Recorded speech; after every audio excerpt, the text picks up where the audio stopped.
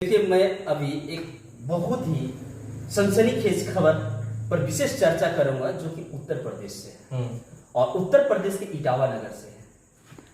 कहा जाता है कि जाति है कि जाति ही नहीं है। यह मामला इटावा नगर में है। एक यादव समाज के कथावाचक जो कि मुकुट मणि यादव है, वो ब्राह्मण के गांव में 21 तारीख को जाते हैं कथा करने के लिए, प्रवचन करने के लिए, और 21 से 27 तक उसका बुकिंग था। जब प्रवचन के बाद वो भोजन के लिए जाते हैं तो वहां चर्चा होती है कि आप किस जाति से हैं, तो वो कहते हैं कि हम यादव समाज से आते हैं। इतना सुनते ही ब्राह्मण जात का जो लोग हैं उन पर ताबड़तोड़ हमला कर देते हैं कि ब्राह्मण के जात माने ब्राह्मण के गांव में आने की तुम्हारा हिम्मत कैसे हुआ? तुम तो दलित हो। क्या दलित होना, भक्ति में दलित होना ये कहां से उचित है? देखिए, सबसे पहला चीज है कि भारत जो है धर्मनिरपेक्ष देश है। यही सभी धर्मों का समान अधिकार तो है, लेकिन यहाँ सभी जातियों का जो है समान अधिकार नहीं है। एक तरह से देख सकते हैं कि हिंदू धर्म, अगर खास करके अगर हिंदू धर्म को अगर कोई कमजोर किया है तो ब्राह्मण। ऐसी घटना बहुत आपको देखने को मिलेगा कि आप जो है, सीधी सी बात है, उन्होंने जो है एक दिन उन्होंने कथा पूर्ण की।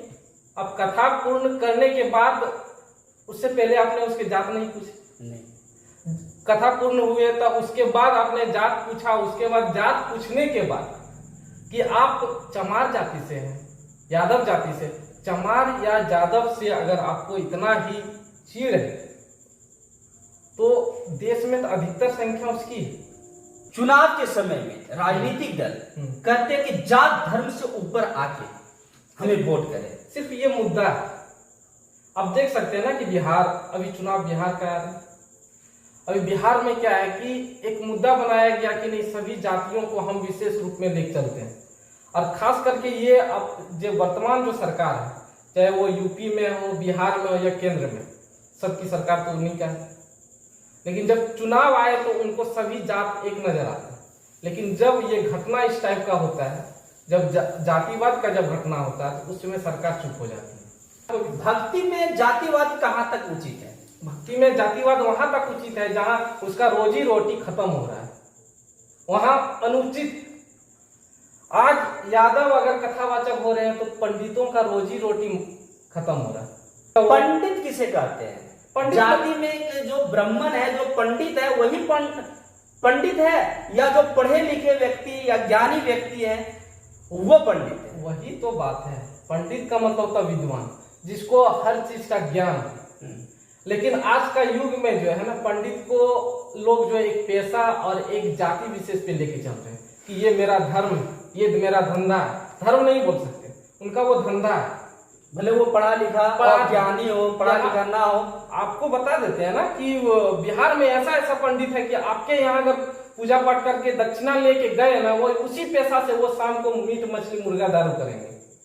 तो वो पंडित नहीं है, वो एक तरह से शोषण करता है। शोषण कर रहे हैं। वो अपना धंधा किसी तरह उसका रोजी रोटी चले उस पे, और उसका कोई रोजी रोटी नहीं डिस्टर्ब करे। अगर जो डिस्टर्ब करना चाह रहा तो उसके खिलाफ वो जो है मारपीट, है ना, उसे अपमानित करना, जलील करना, जैसे कि आपको यूपी में अभी देखने को मिल रहा है।